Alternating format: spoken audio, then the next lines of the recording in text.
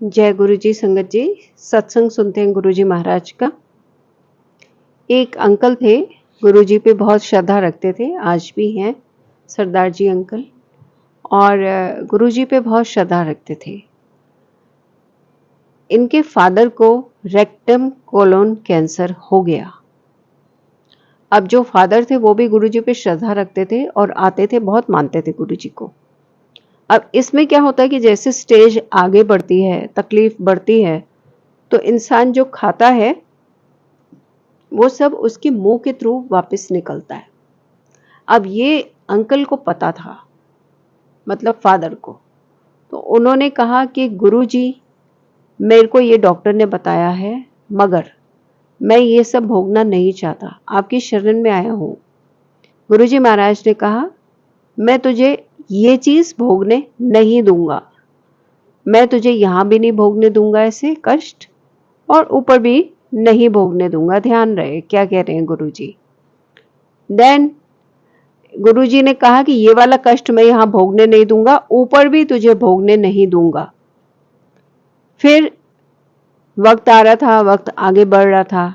अब इन अंकल की जो तबीयत थी, पहले तो बिल्कुल ठीक थी, फिर बाद में जैसे कि इनके दिन नजदीक आए तो ये खा रहे थे, मगर खाने के बावजूद ही was not going to washroom, उनका पेट क्लियर नहीं हो रहा था।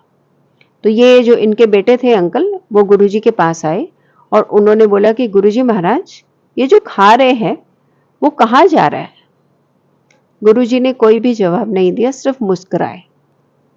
फिर एक दिन गुरुजी ने इनको बुलाया, इनके बेटे को, यानी कि जो अंकल गुरुजी की सेवा में थे उनको, और बोला कि देखो, अभी तुम्हारे पिता का टाइम नजदीक आ गया है, मैं चाहूं तो इनको जीवन दान दे सकता हूं, लेकिन वो ये होगा कि जैसे एक पौधा है वो यहां पर लगा है, मैंने यहां से उखाड़ा, कुछ कदम की दूरी पे उसको फिर से लगा दिया, लेकिन मैं चाहता हूं कि ये कोई कष्ट ऊपर ना भोगे, इसलिए 2-2.5 दिन तक इनको शरीर में कष्ट देके, ये वाला कष्ट नहीं, दूसरा कष्ट देके इनको, मैं चाहूंगा कि इनको ऊपर, जैसे कि मैंने कहा कि ऊपर भी नहीं भोगेगा, तो इनको मोक्ष मिले, मुक्ति मिले। इसके लिए इनको 2-2.5 दिन तक कष्ट होगा और फिर ये अपना जीवन इनका समाप्त हो जाएगा। तो 2-2.5 दिन तक ये जो फादर थे ये बहुत भोगे, इन्होंने काफी कष्ट भोगा, इनको दर्द हो रहा था, इतना दर्द हो रहा था, कभी इधर उधर होके छटपटा रहे थे। वो कष्ट नहीं भोगने दिया गुरुजी ने, जो इनको डर था, जिसका प्रॉमिस गुरुजी ने किया था कि नहीं भोगने दूंगा। इनको काफी दर्द था, बहुत तकलीफ थी, बर्दाश्त से बाहर हो रही थी। और फिर 2.5 दिन बाद, जैसे कि गुरुजी ने कहा था, इन्होंने अपना शरीर छोड़ दिया एंड गुरुजी ने मोक्ष दिया।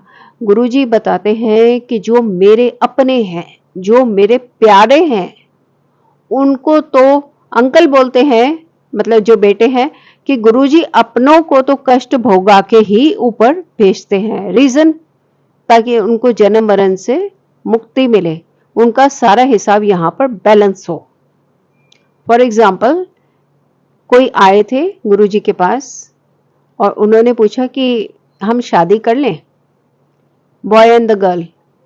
गुरुजी महाराज ने इजाजत दे दी कि हाँ शादी कर लो। उन्होंने शादी की, विद इन 6 months वो लोग अलग हो गए, डिवोर्स हो गया 6 महीने के अंदर।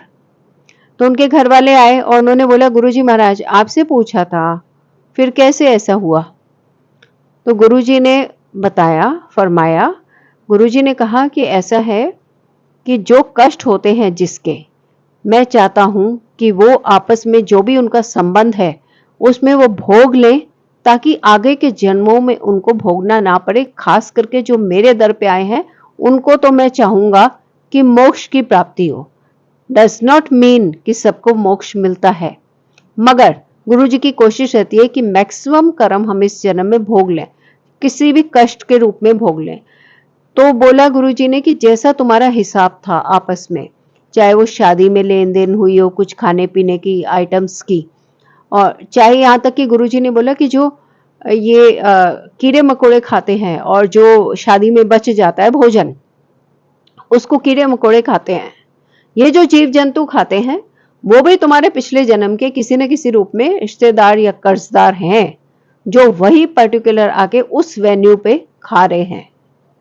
ऐसा महाराज ने बताया कि मैं सारे हिसाब किताब क्लियर करता हूं, और ये भी बताया कि अगर पति के रूप में या पत्नी के रूप में किसी को कोई भोगना पड़ रहा है अपने पार्टनर से, तो मैं उनको इस जन्म में उन कष्टों से मुक्त कर रहा हूं, ताकि उसी इंसान के साथ आगे के जन्मों में जाकर उसको वो भोगना ना पड़े। तो गुरुजी कहते हैं कि मेरी कोशिश रहती है कि जो भक्त मेरे पास आते हैं वो अधिक से अधिक अपने कर्मों को हल्का करके ऊपर आए। तो जो तो कर्मों के अनुसार मोक्ष प्राप्त करते हैं, धन्य है वो तो। जैसे कि कमलेश आंटी का सत्संग था, तो उनमें भी उन्होंने कहा था कि गुरुजी महाराज ने उनको बोला था कि मोक्ष दिया इस जन्म के बाद। But everyone is not so lucky. तो जैसा भी महाराज चाहते हैं, कम से कम हमें हल्का तो कर देते हैं, ताकि हम आगे के जन्मों के लिए फ्री होकर ज्यादा से ज्यादा एक जन्म 2 जन्म भोग के उनके चरणों में मुक्ति को प्राप्त करें। ऐसा गुरुजी महाराज ने समझाया। धन्य है हमारे गुरुजी, जो कुछ उपदेश भी नहीं देते, बैठ के प्रवचन नहीं देते हैं, बावजूद उसके अपने भक्तों को तार देते हैं। संगत जी सब मिलकर कहते हैं जय गुरुजी, शुक्राना गुरुजी महाराज और दंडवत प्रणाम महाराज को।